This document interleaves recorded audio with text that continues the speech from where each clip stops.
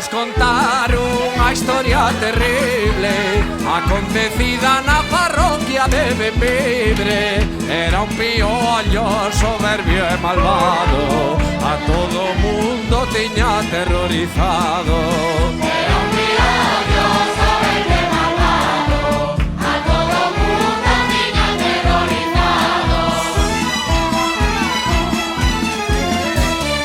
Un día por ali pasó un lobo bravo e feroz.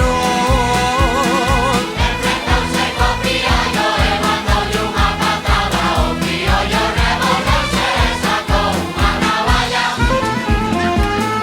Deulle 7 puñaladas, unha delas foi mortal, a que lle causou ao lobo un momento fatal. Opa!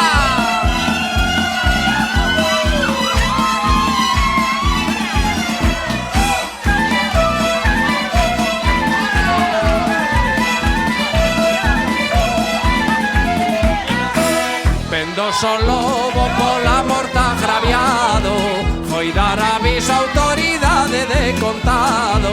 Señor alcalde, naquel cumio pendente hai un piollo que aterroriza a xente. Señor alcalde, naquel cumio pendente hai un piollo que aterroriza a xente. Unha vez hai que chamar pra ver onde pode estar. Sapos, cobras e coruxas, almas da Santa Compaña, outro mensaxeiro deitado, ali está ese canalla. Mandados polo concello saíron 3 cazadores pra lle dar morte ao piollo que andaba nos arredores.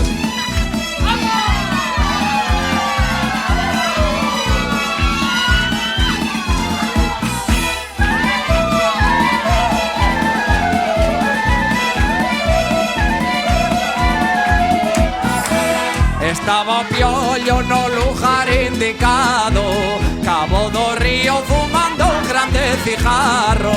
Era un piollo soberbio e malvado, a todo mundo tiña aterrorizado.